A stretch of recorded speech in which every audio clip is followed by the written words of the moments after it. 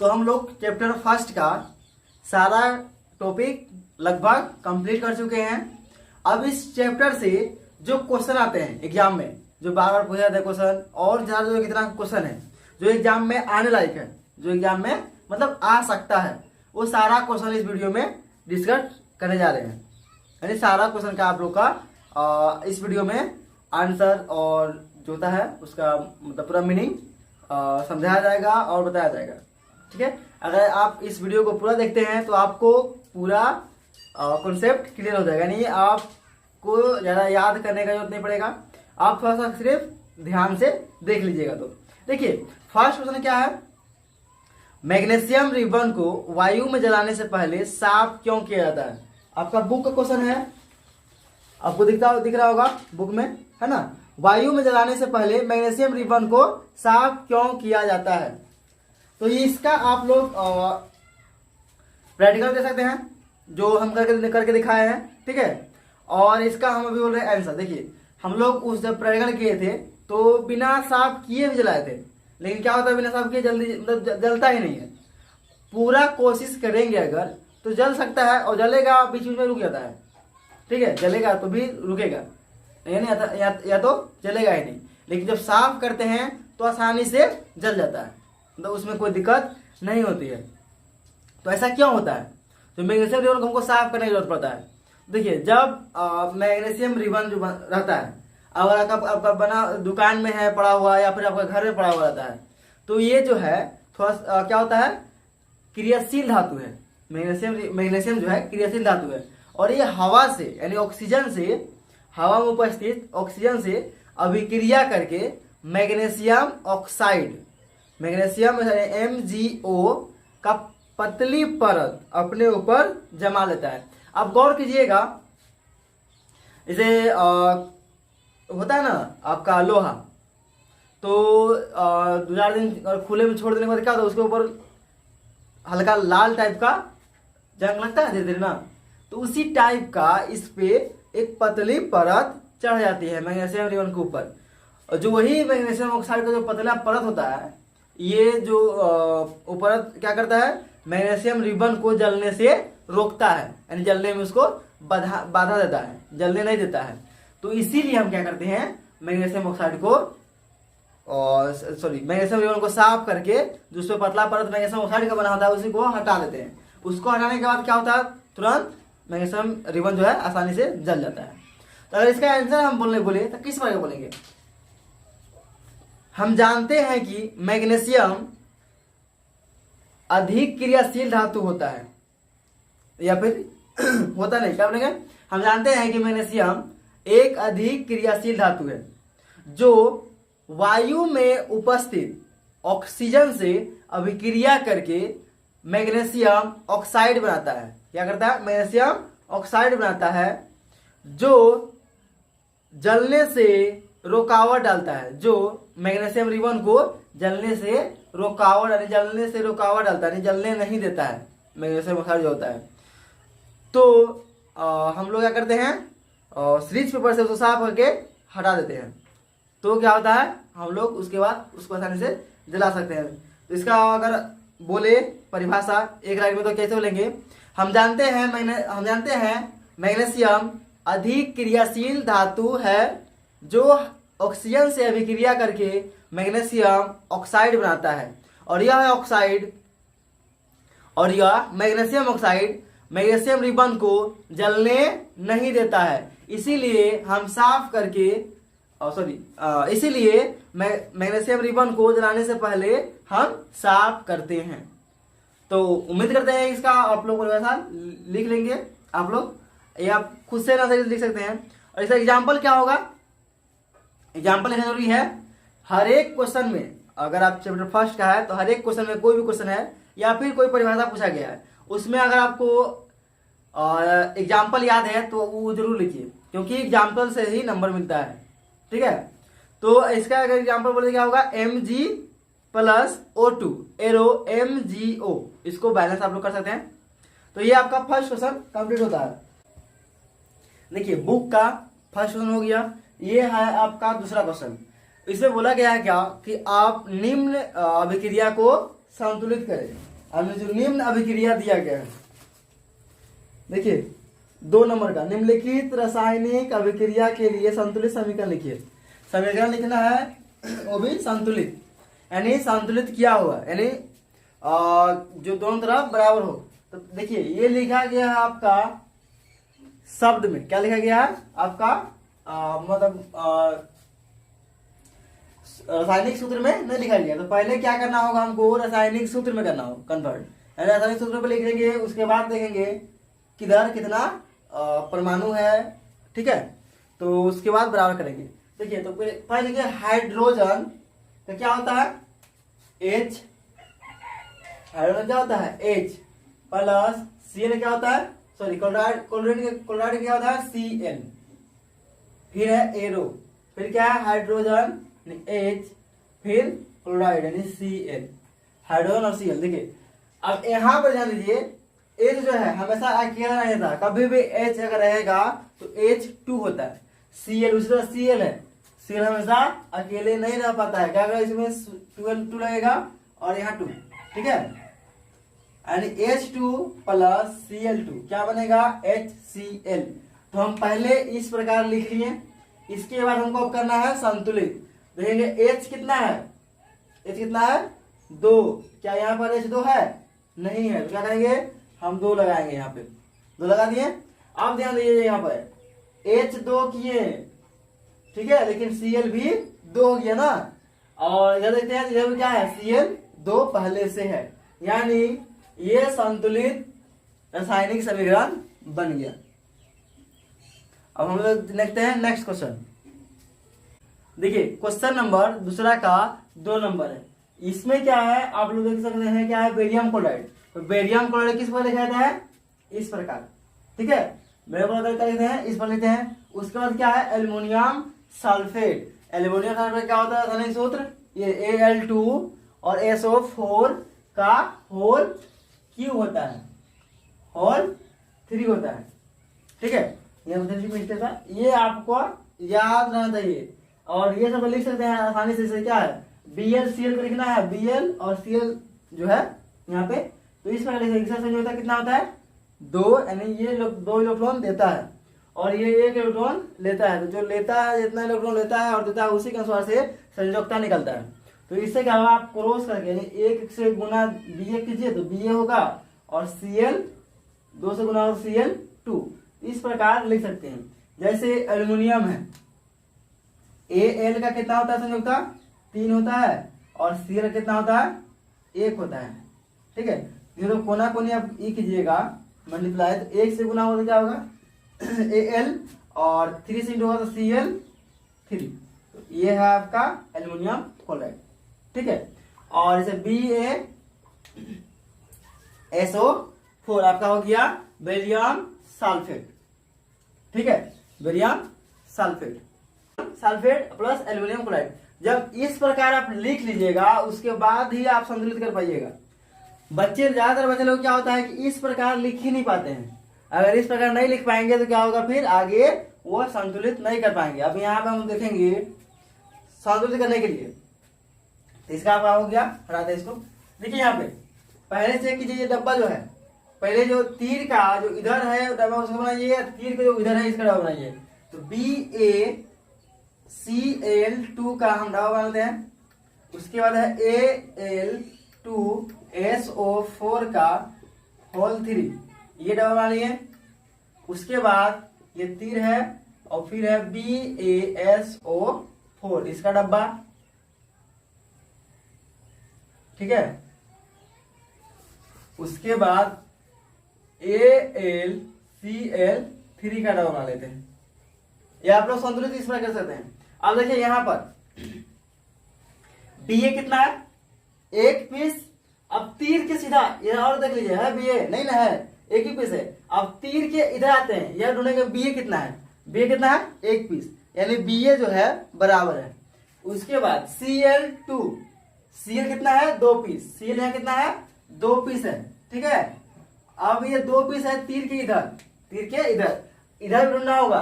देखिए Cl कितना इधर, इधर है 3 पीस, तो 1 पीस ज्यादा है, तो हमको क्या करना होगा इधर भी 3 पीस करना होगा। 3 तो नहीं कर सकते हैं, क्योंकि अगर 1 से गुना करेंगे तो 2 ही रह जाएगा, 2 से गुना करेंगे तो 4 आ जाएगा।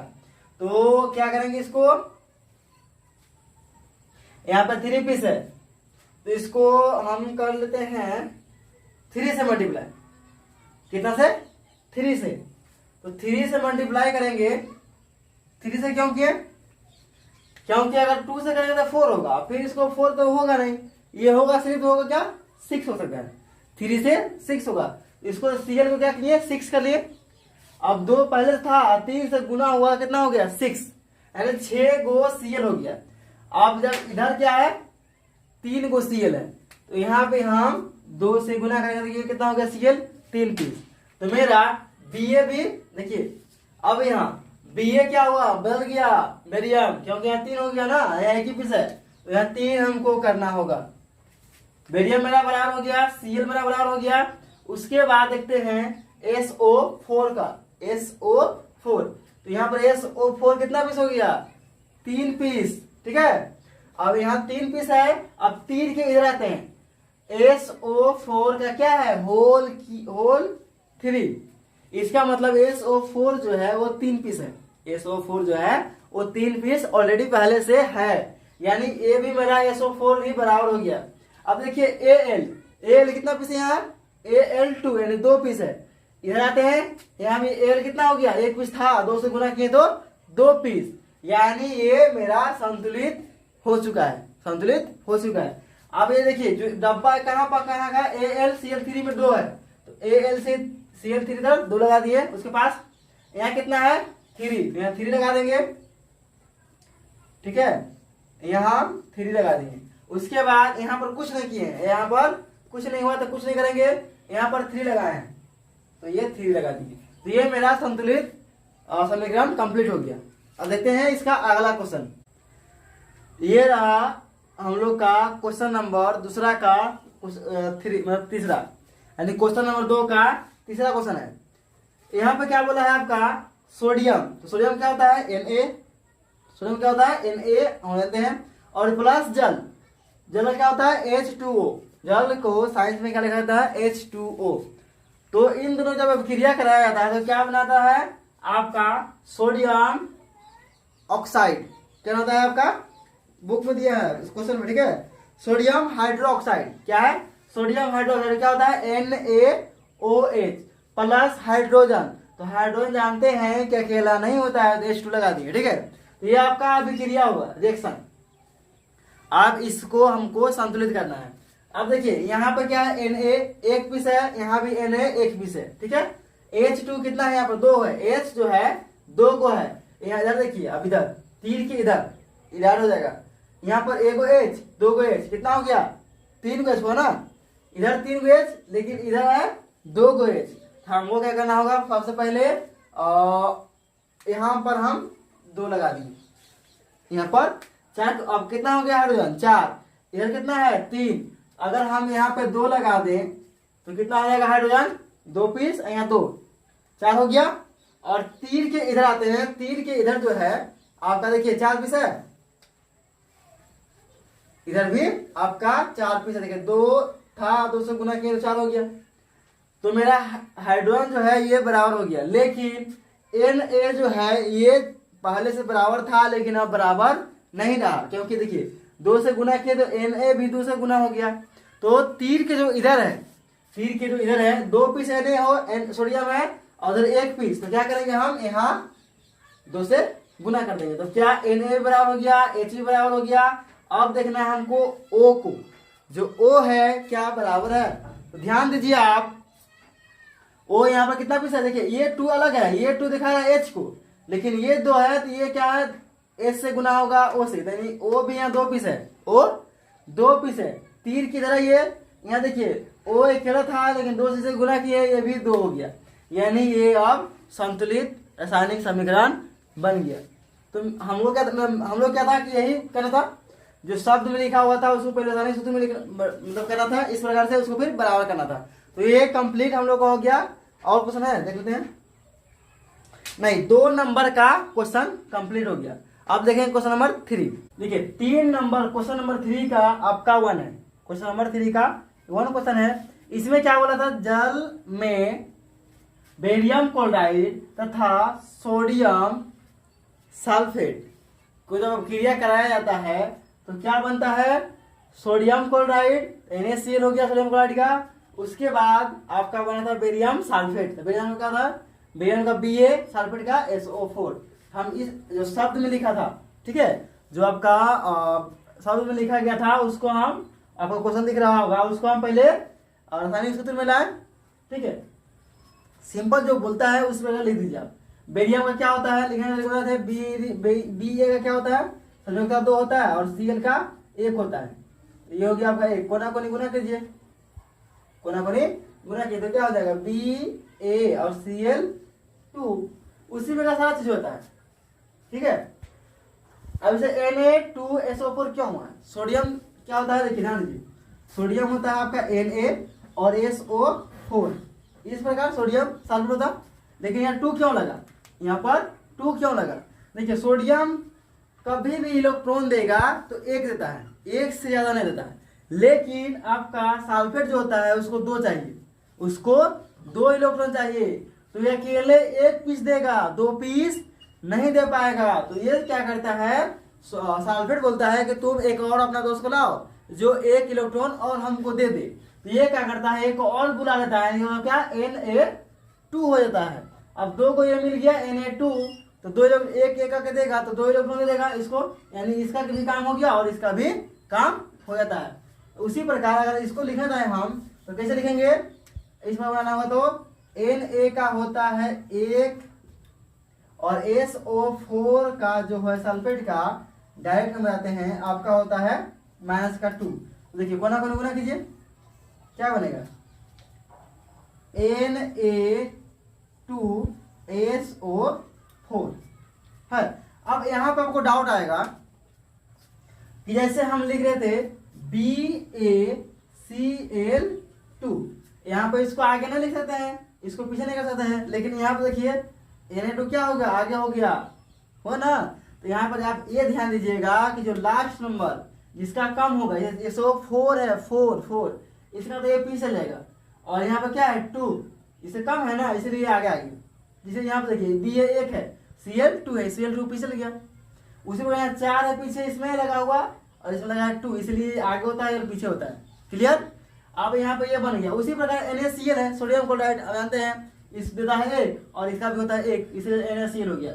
उसी प्रकार BaSO4, यहाँ तक क्लियर है। अब इसे करना क्या है, बराबर करना है, तो इसको डबल बड़ा करना होगा क्योंकि बड़ा है आपका, ठीक है। तो देखिए इसका डब्बा मानते हैं BaCl2 का डब्बा, फिर हो गया Na2SO4 का डब्बा डालिए, उसके बाद 3, उसके बाद हो जाएगा NaCl का ये बॉक्स बन गया, उसके बाद हो गया BaSO4 का डब्बा, क्लियर। अब देखिए Ba कितना है, 1 पीस। अब तीर के इधर आते हैं, यहाँ भी 1 पीस है, ये बराबर है। उसके बाद Cl कितना है, 2 पीस का है और यहाँ नहीं है तो 2 पीस, यहाँ 1 पीस, हम 2 लगा दिए। Cl में 2 हो गया ना, Cl में कंप्लीट 2। अब आगे बढ़ते हैं, Na कितना है, 2 को यहाँ है, यहाँ भी अपने आप 2 को हो गया क्योंकि 200 गुना किए थे। उसके बाद SO4 कितना है, 1 पीस, SO4 यहाँ भी 1 पीस है, यानी मेरा संतुलित हो गया। तो कहाँ कहाँ 2 लगाए हैं, यहाँ 2 लगाए हैं, उसके बाद कहीं कुछ नहीं, यानी मेरा ये कंप्लीट हो गया, ये मेरा आंसर। कोई दिक्कत नहीं। तो ये आपका इस प्रकार से क्वेश्चन का आंसर आप लिख सकते हैं। इस बार क्वेश्चन बहुत सारा आता है, कभी कभी एग्जाम में देता है, ज्यादातर लैंग्वेज में लिख देगा, उसमें बोलेगा फिर उसको रासायनिक सूत्र में लिखिए, फिर उसको संतुलित कीजिए, तो उसमें बच्चे लोग को बहुत सारा परेशानी होता है। तो अगर आप सही से समझ पाइएगा तो आपको कोई परेशानी नहीं होगा। ये आपको क्वेश्चन नंबर 3 का 2 है। क्या क्वेश्चन बोल रहा है, हमें अगर पढ़ सुनाते हैं। क्या है, सोडियम हाइड्रोक्साइड का विलयन, तो सोडियम हाइड्रोक्साइड हो गया NaOH, ठीक है, NaOH, यानी Na 1 इलेक्ट्रॉन देता है और OH 1 इलेक्ट्रॉन उसको चाहिए होता है, तो ये आप एक संयुक्ता होता है, इसलिए NaOH हो गया।